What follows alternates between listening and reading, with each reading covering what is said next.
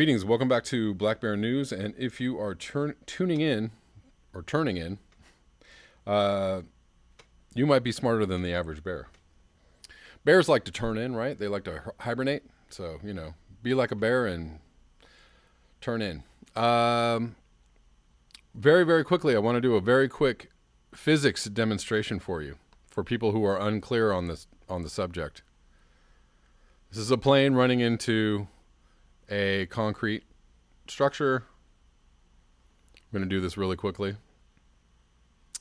Come on now, plane running into concrete structure. Here you go. Come on, you can do it. This plane, whammo. That plane was traveling at 500 miles an hour on a track. It was not flying at 500 miles an hour, although it was a fighter jet which could fly that fast, possibly at lower speeds. However, a passenger plane cannot fly that fast at the altitude at which it could strike a building, because the plane would fall apart at those speeds. So, before I get off track here, this is what resistance looks like. Okay. This is when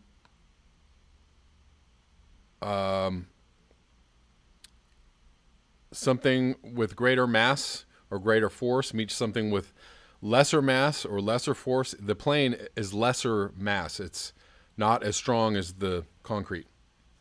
So even though it is going very fast, more force is put against the plane than against the concrete wall. In other words, the plane loses that battle. Want to see it again? Smash. The plane loses that battle. This is a very... Oh, I'm going to lose it here. Maybe I didn't. This is... Look at this. This is the plane striking the building on 9/11 with no resistance at all, which is what people are trying to say. This is not real. Why is it not real? Because the building itself carries much more force. It has much more density. It's steel and concrete. Much more density than this plane. Supposedly traveling at high speed, which a passenger plane cannot travel at, because a passenger plane traveling at 500 miles an hour at sea level will fall apart. It will break apart. It cannot withstand the speed because there's too much resistance from the air. There's something called drag. There's too much resistance from air for a commercial plane to fly at that speed at sea level. Why would that same plane be able to slice through steel and concrete? It cannot. It cannot do it. I'll link these below if you guys want to check it out. That's just a very quick...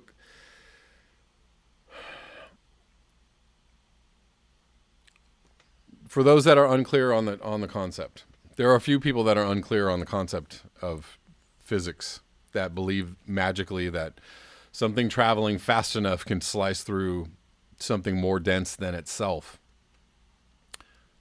It cannot. It cannot. I'm not trying to be insulting. I'm just stating a very clear fact. It cannot. If you believe that it can, then, perhaps rethink your position.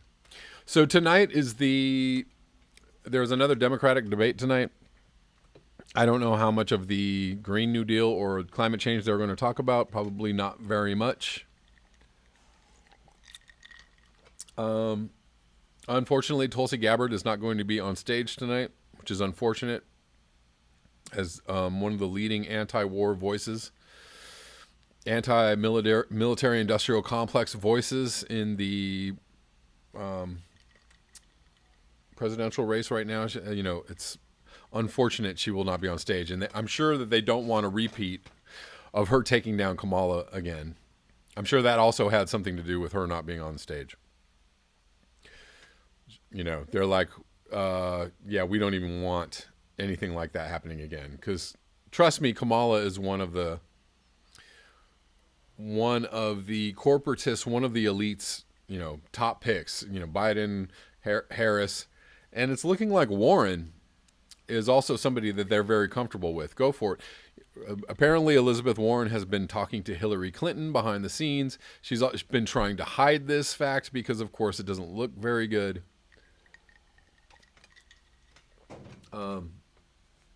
Why would she be talking to Hillary Clinton behind the scenes? One can only wonder. So something that a lot of people gave Elizabeth Warren kudos to in the climate change debate was that she said that we need to worry about the 70% of greenhouse gases that are being produced, or the people producing 70% of the greenhouse gases, the, fossil fuel people, or people running the industries that are responsible for all the pollution. Well, so we're going to look at this just a little bit. This is from PolitiFact. I'm not, really a gigantic fan of PolitiFact, but whatever, that, sometimes they do good work. Near the end of her CNN climate change town hall debate, Chris Cuomo asked Senator Elizabeth Warren about light bulbs, and then she said we shouldn't be worrying about light bulbs or straws or, things that the little people can do.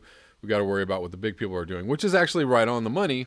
However, anybody who's really, really ready to go down that road as somebody who's concerned about climate change or concerned about doing something in the face of climate change, what are you actually going to do about that? So 70% of the pollution of the carbon that we're throwing into the air comes from 3 industries. That's what she claimed. And everybody was like, right on. We wondered which 3 industries the Democratic presidential candidate had in mind. Warren's campaign directed us to the U.S. Environmental Protection Agency. 3 sectors: transportation, electricity production, and industry. Just a really big, broad umbrella called industry. Account for 78% of the American total.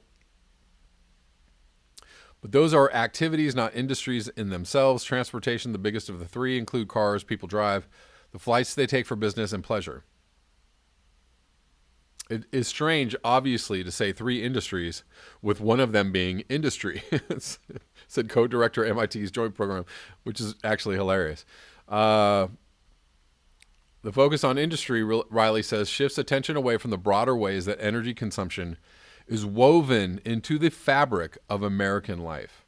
And that really, so the lines get muddied, between personal choices and, large scale organization of industry. If you're going to, let me see, let's read on a little more. Warren said she wanted to focus on 3 areas where we get the most carbon pollution in America: buildings and homes, what we're burning, cars, light duty trucks, generation of electricity. Eliminating the carbon footprint in all 3 by 2035, she said, would cut 70% of the carbon we are currently spewing into the air. That's a slightly different mix of sources based on the EPA numbers.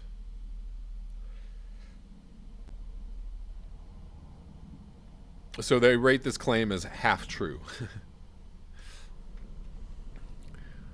So if you really go after the people, and what was not included in this list, the military, which is the largest consumer of fossil fuels, the largest entity consuming fossil fuels in this country, and most likely the world, the U.S. military. And Elizabeth Warren has said that she wants to green the military, whatever that means. Yeah, that would be really great. If I don't know how you green the military, because the military requires a whole lot of energy to keep going at the rate and the pace and the magnitude that it's operating at. A lot of people and a few candidates would like to cut military spending and reduce the military and put those resources to better use. But let's talk about transportation and industry. So transportation, we're talking about airlines, cars. If you're talking about turning everything into an electric car or even electric planes, you're going to have to build those things. That's called industry. And that industry runs on fossil fuels, because I don't know how that kind of heavy production could go on with electricity from solar panels. This is where we run into big problems in looking at how we're going to reduce our fossil fuel emissions, or going to, carbon zero, net zero carbon emissions at 2025 or 2030 or 2035. It really calls for the elimination of much of these activities. And that really has nothing to do with going after, you can go after the fossil fuel industry. I think it's a worthy cause. But the real problem is shutting it down. You can go after them and you can sue them, but the goal should be to shut down the fossil fuel industry.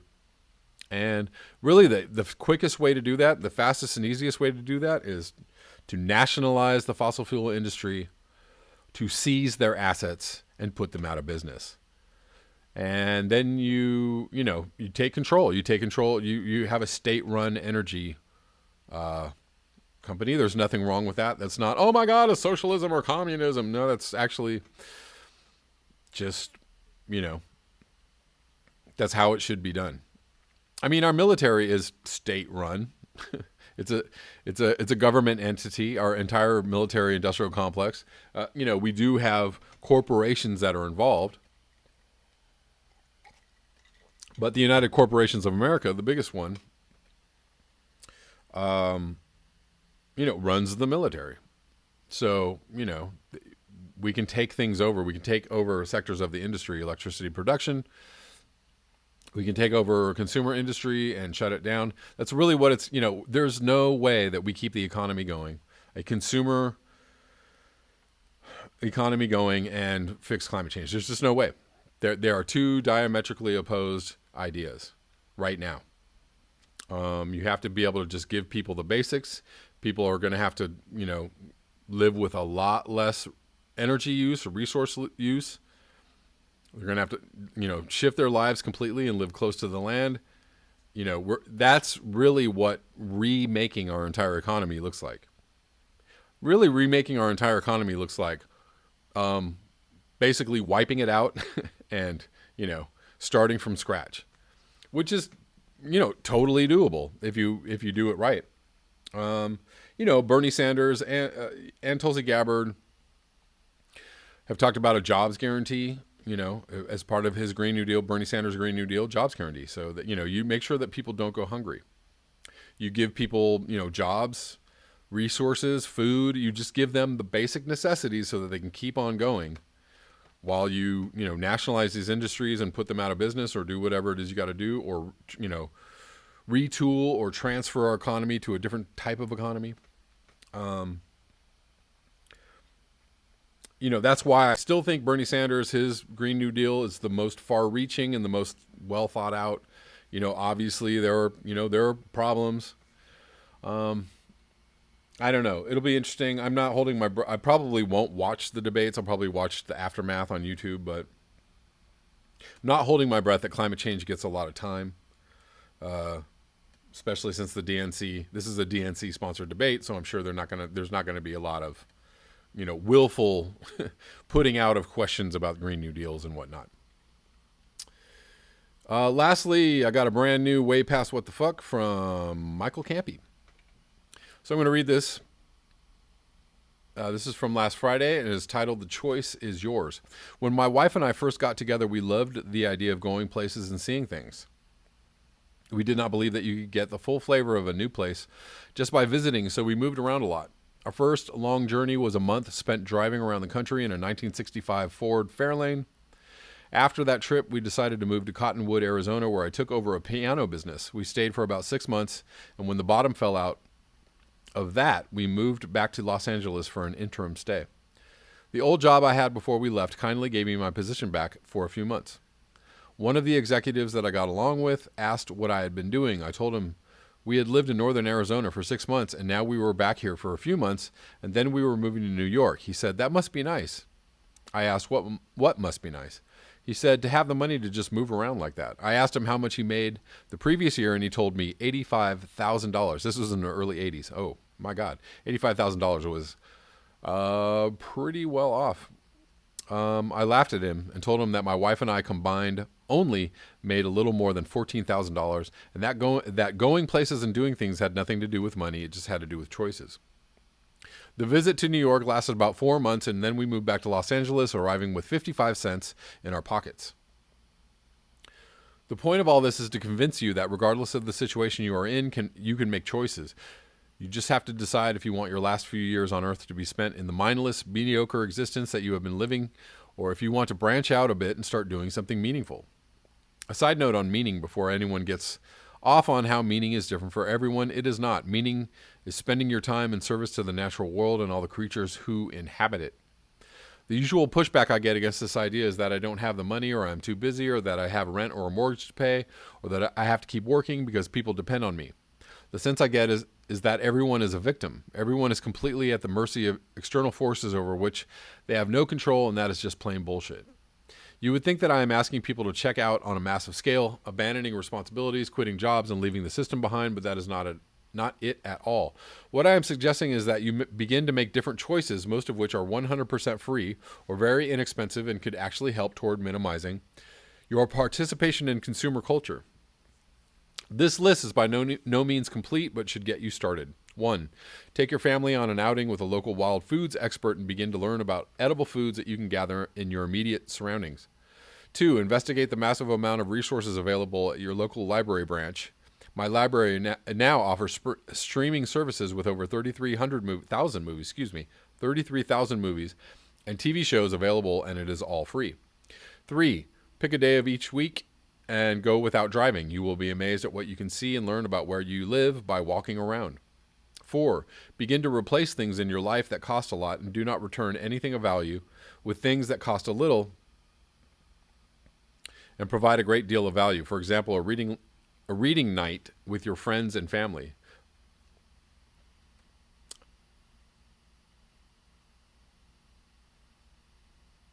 5. Get to know your neighbors and perhaps start exploring the idea of having neighborhood meals and gatherings each week.